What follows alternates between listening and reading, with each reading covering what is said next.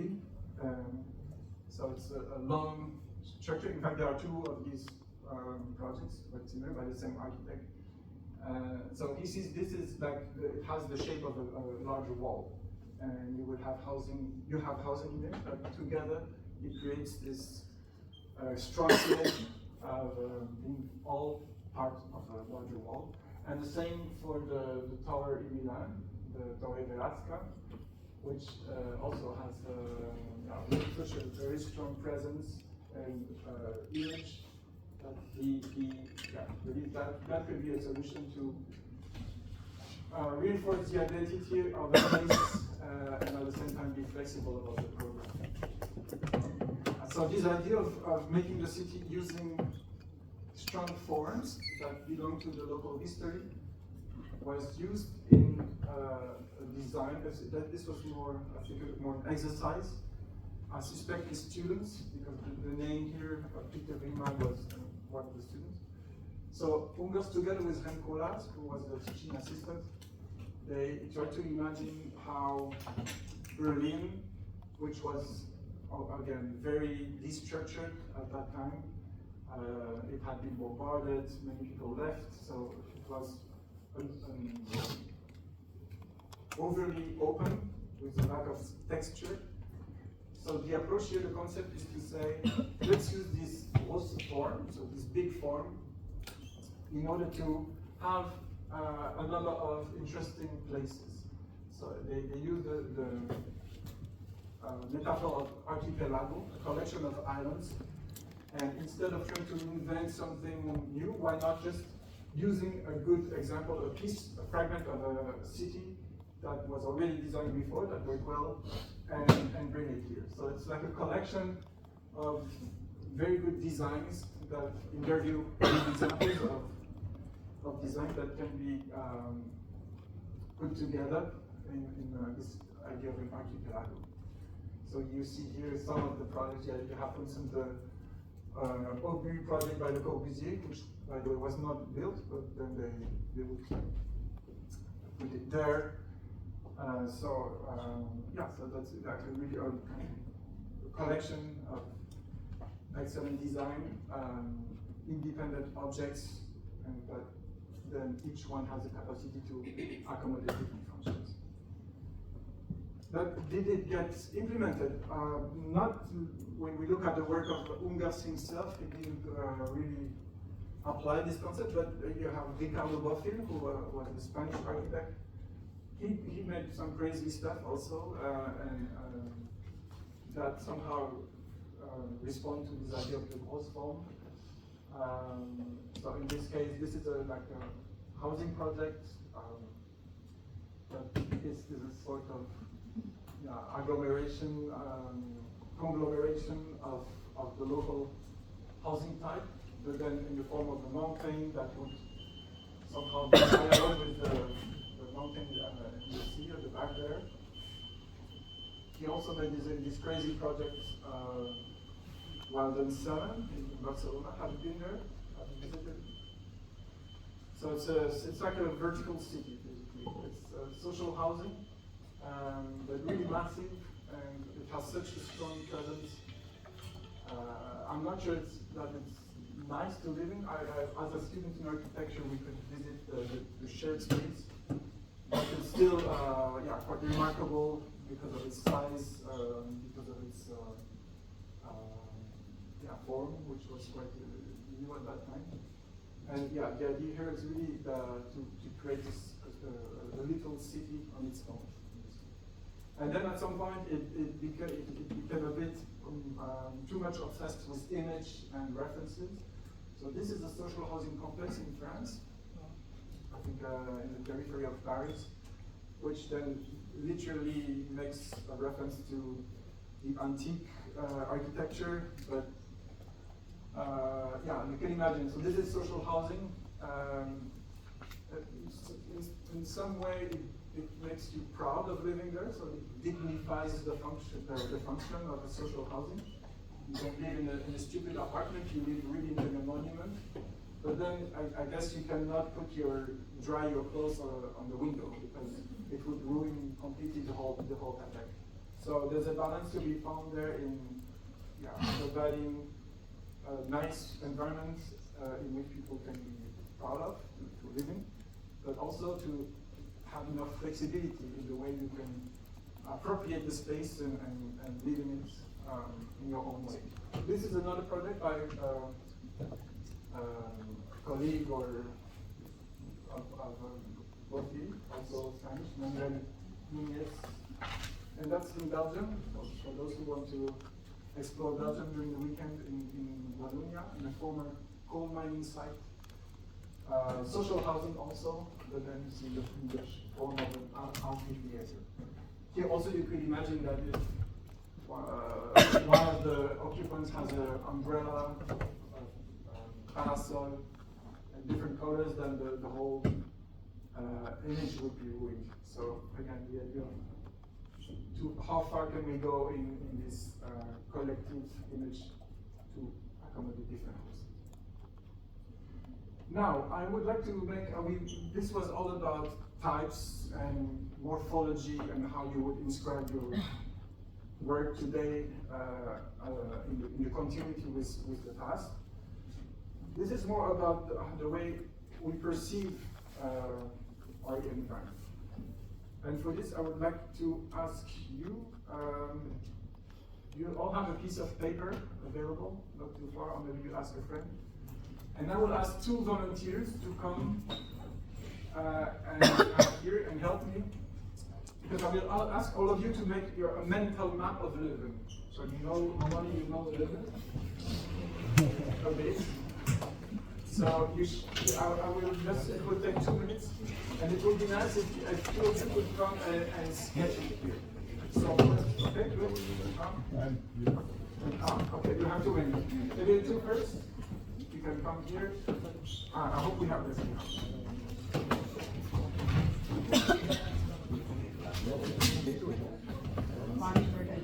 So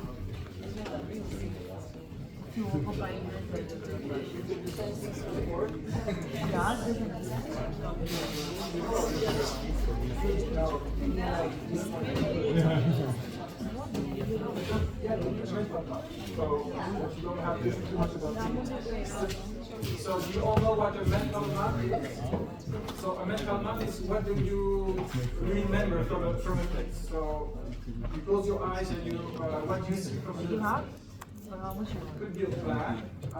Maybe it could be something different. It could be a combination of a plan and some remarkable elements. Let's try to do this in 2 minutes.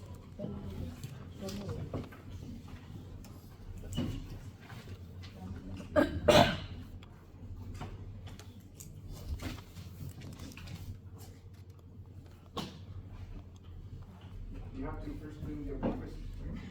Okay.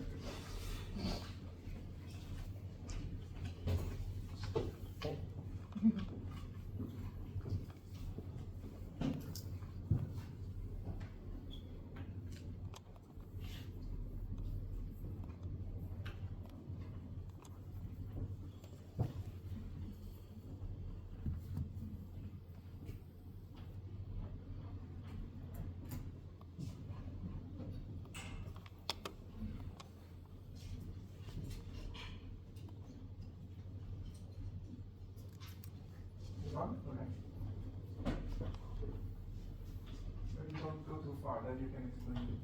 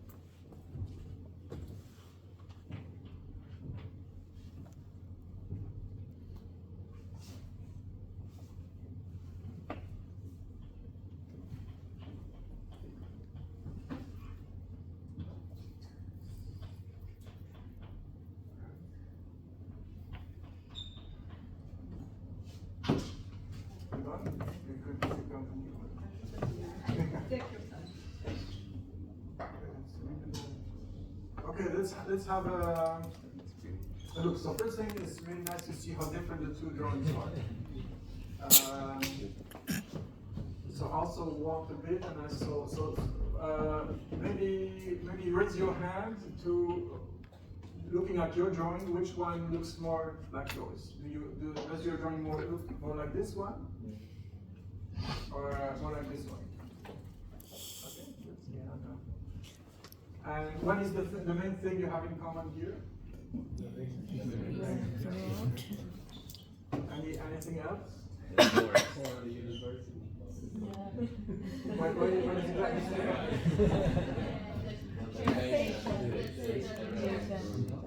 the church. The station. Yeah, please. Yes. It's actually based on the CGLM workshop, because when we started this course, we started with a mapping of movement. So I mapped all of our projects that we chose. I also mapped my house. Yeah, that makes sense. No, that's probably the place you know best in Leuven and from where you moved. Yeah. So you had such exercise the first week? Yeah, so I think two projects were in the station. One was in the Kessello Park, no? And ours was in the center. Did I miss something? And the chairs, the automatic market, and the Alright, good. And then here, explain us. What do we It's more a series of landmarks and the experience of moving from analog routes in the morning from where I live very close to the center of Leuven. There's like different thresholds along the place, and then you get to the forest, and then the forest disappears and becomes a castle, and there's the train that happens there. So it's more landmarks. Yes. As I cycle.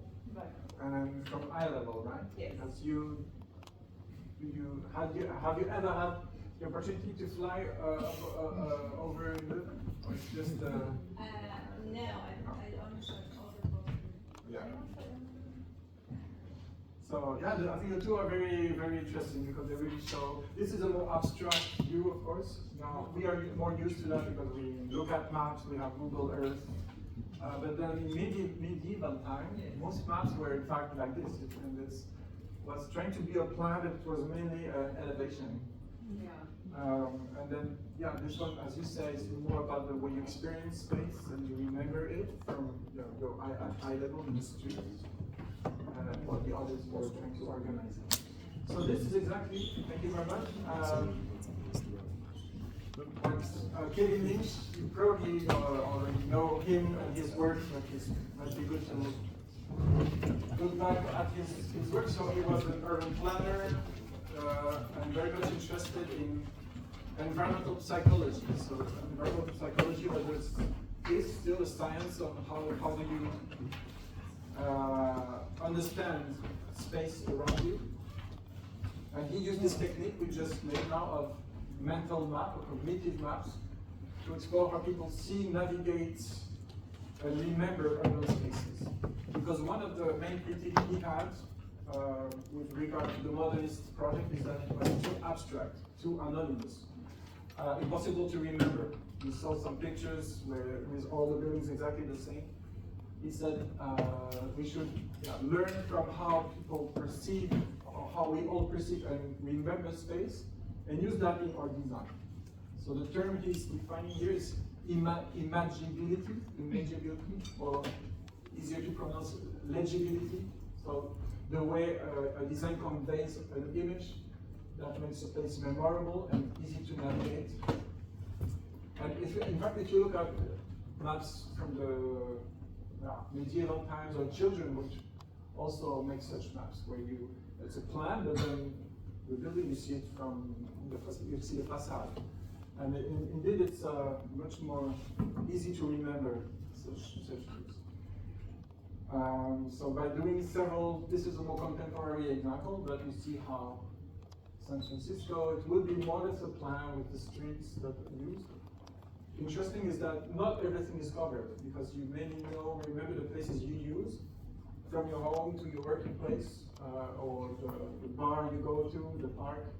So it's already very selective. And then it's a combination of plan, the way you can move through the city, but also the elements that you remember visually. So he tried to make a taxonomy, so define a number of elements that most of the people he asked to make a mental map would use to describe mentally what they remember from an urban environment. You have the path, so the lines we saw, the edges, the barriers, the physical barriers that really separate one space from another. The district, which then would be the largest section, which are clearly can be distinguished. The nodes and the landmarks. I think that's the term we use, the landmark. So an element that really stands out and that it can be a reference point in the way you orient yourself in an urban environment. So this is a more kind of again analytical framework that you can use to understand the space. That has become also very classic important, but you could use that in your design also. If you want to identify problematic areas, for instance, the edges could be something to address. You can make landmarks, you can, so it can be a step in an analytical phase to then move to design.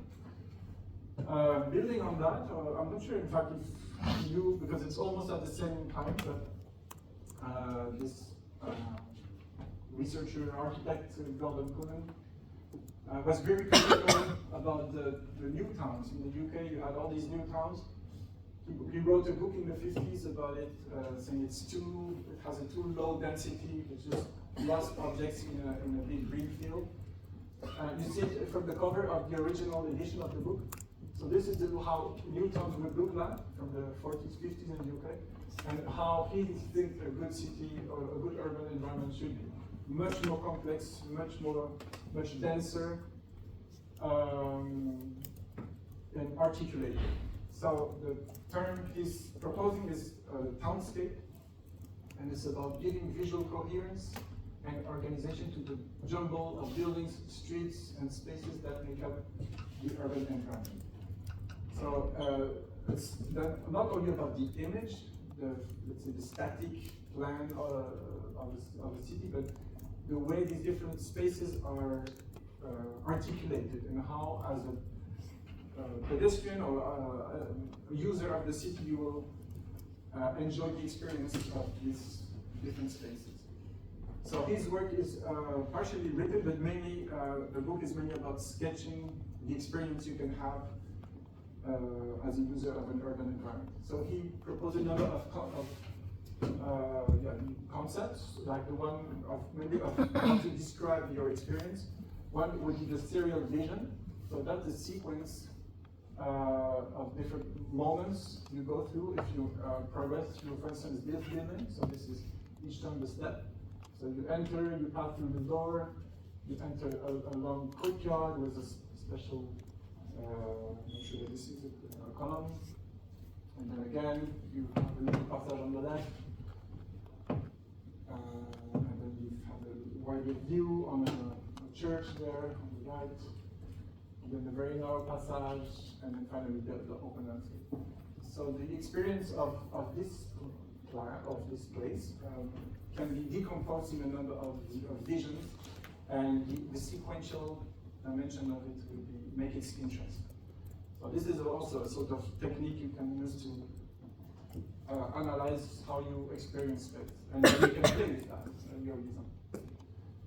Another one is the difference between a closed vista and a deflected vista. And you see the difference that in this case the building is really facing you, so you're probably on the main axis. Well, this one is, the building is a bit rotated.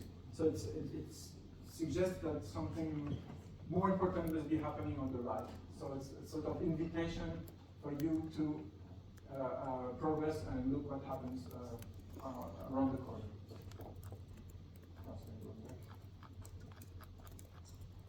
The here and there is also quite nice. So this is the here and the there is behind. In some cases it's completely hidden.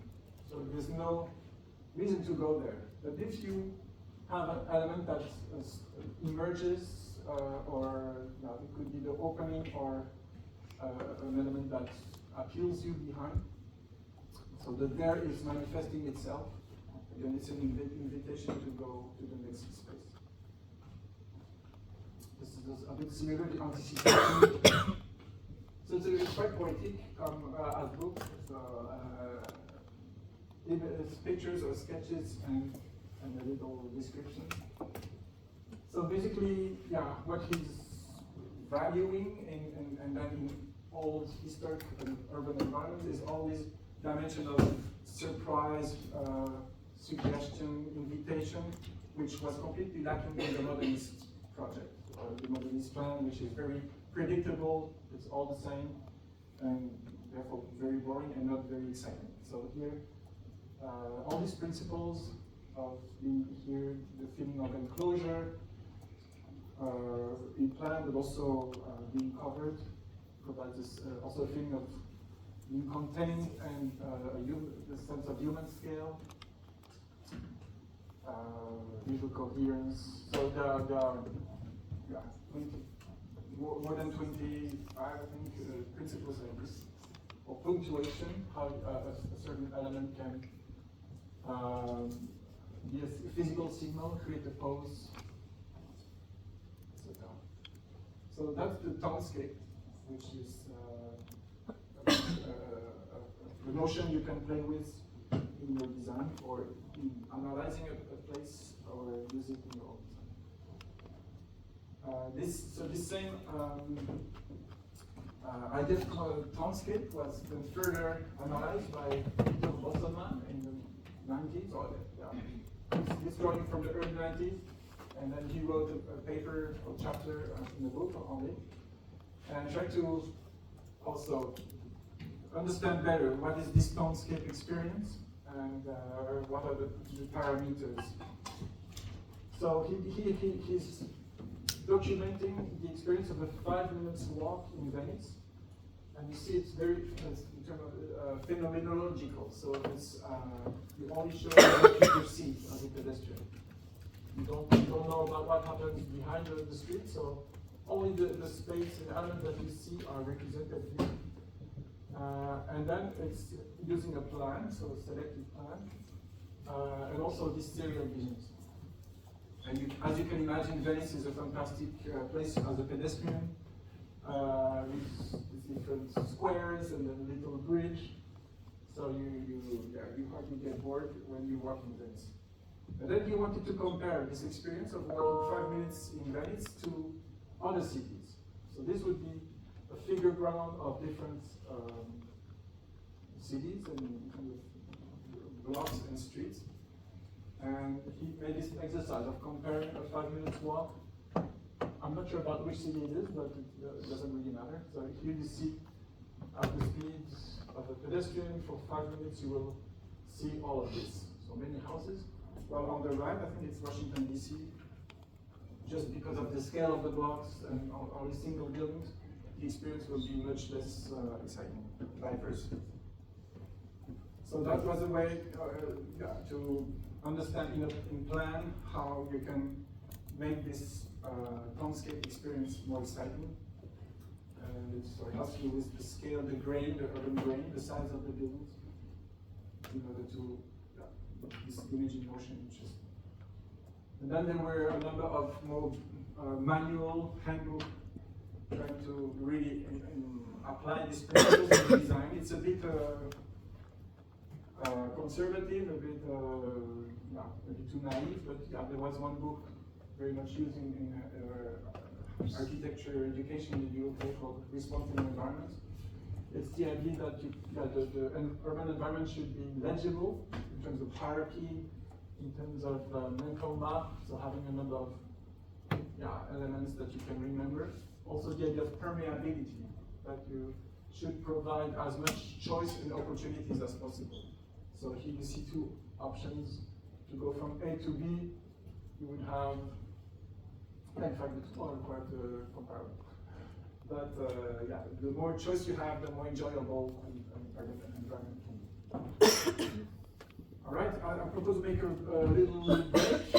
Then we move on to the degree of the open space. And then I'll talk about two cities in Belgium, Brussels and Louvain-la-Neuve, which somehow are applying this post-modern principle. So we start again at